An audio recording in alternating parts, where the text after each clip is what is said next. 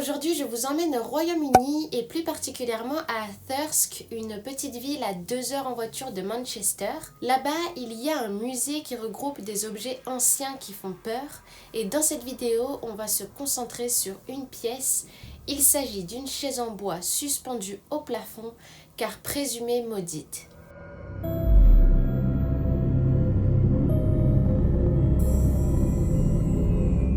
Cette chaise appartenait à Thomas Busby. Il n'est pas originaire du Thirsk, mais il vient du nord du Yorkshire, c'est à même pas 1 heure en voiture du musée. Il n'était pas connu pour être la personne la plus joviale et sympathique, il était plutôt qualifié d'ivrogne et apparemment il volait constamment.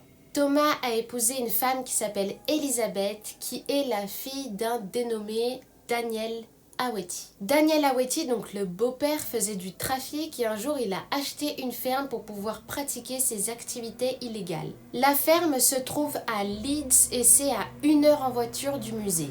Thomas Busby et Daniel Aweti se sont rapprochés et ensemble ils ont commis de nombreux crimes. Peu de temps après, Thomas a eu une auberge à Sandhutton et c'est là-bas qu'ils ont continué leur business. Un jour, Thomas et Daniel se sont pris la tête assez violemment alors que d'habitude ils se disputaient jamais.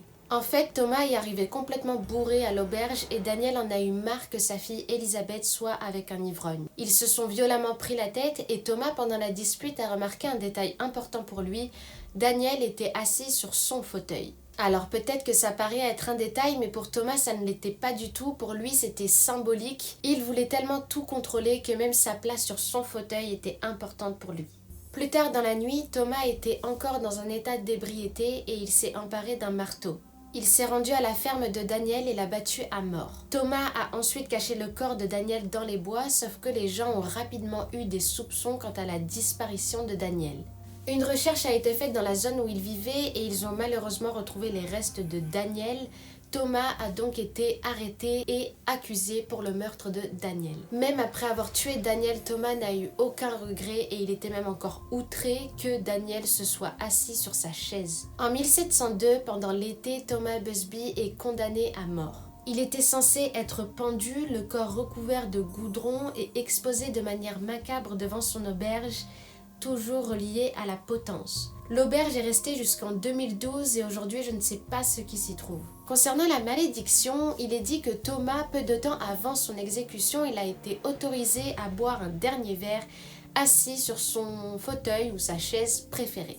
Lorsqu'il a fini son verre et qu'on l'a retiré de sa chaise, il a crié un avertissement que quiconque oserait s'asseoir dans sa chaise mourrait. Certaines personnes pensent que la malédiction a été activée au moment où, juste avant l'exécution, il a répété une seconde fois en hurlant que personne ne doit s'asseoir sur sa chaise préférée. Alors c'est une obsession assez bizarre, mais vous allez voir la suite. D'ailleurs, on pense également que son esprit hante l'auberge parce qu'il l'adorait, mais là on est concentré sur la chaise. Donc, Thomas est mort, personne n'a pris en considération sa demande et la chaise a rapidement été installée dans un pub. Malheureusement, les personnes qui se sont assises sur cette chaise ont connu une mort tragique très peu de temps après s'être assises sur cette chaise. Le premier décès enregistré par rapport à cette chaise a lieu avec 2 hommes qui se sont rendus dans ce pub pour boire un coup. Ils ont beaucoup bu et l'un des deux a décidé de dormir sur la route, sauf qu'il n'est jamais rentré chez lui par la suite. Le lendemain matin, son corps a été retrouvé pendu à un arbre près de là où se trouvait la potence de Thomas Busby. L'ami avec qui il était a avoué avoir tué son ami, mais il n'y avait absolument aucune raison pour qu'il le fasse, un peu comme Thomas avec Daniel.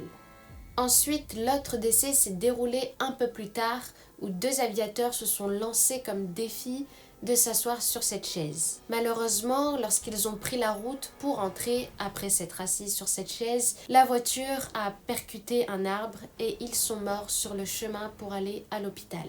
Il y a eu malheureusement plein d'autres décès, des crises cardiaques, des accidents de voiture, des tumeurs au cerveau. En tout, la chaise serait liée à 60 décès environ.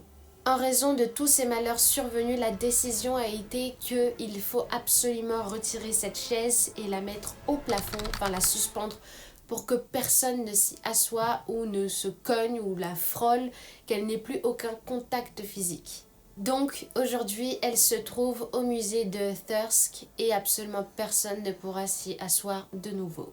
Mais finalement, est-ce que c'est possible? Personnellement, je me pose même pas la question. Pour moi, c'est possible, je vais vous dire pourquoi. Et même si je pouvais m'asseoir sur cette chaise, je ne le ferai pas. Je pense que Thomas Busby a maudit cette chaise afin qu'elle lui appartienne pour toujours. Après, la raison pour laquelle il aime particulièrement cette chaise, pour moi, c'est d'ordre psychologique. Mais en réalité, personne ne sait pourquoi. Je ne sais pas si tu as regardé ma vidéo sur l'énergie des vieux objets, mais elle se trouve ici ou dans la barre de description. Mais j'ai parlé de cas d'objets possédés. Tu verras pourquoi je te dis ça, parce que c'est extrêmement lié avec l'énergie de cette chaise. En fait, la chaise, elle n'y peut rien en soi, c'est une chaise comme une autre. Mais elle a deux particularités assez importantes qu'on va soulever maintenant dans cette vidéo. C'est qu'elle est en chêne et qu'elle a appartenu à un criminel. Donc si tu as regardé la vidéo, peut-être que tu comprends où je veux en venir. L'objet a été imprégné de certaines énergies environnantes, comme par exemple la malhonnêteté, la violence, le mensonge, le vol, la criminalité et plein d'autres choses qui ne sont pas forcément positives. Et la chaise, de manière passive et quasi automatique, s'est imprégnée de tout ça. Le chêne est une matière vivante et cette matière-là, elle a justement favorisé l'absorption de toutes ces informations.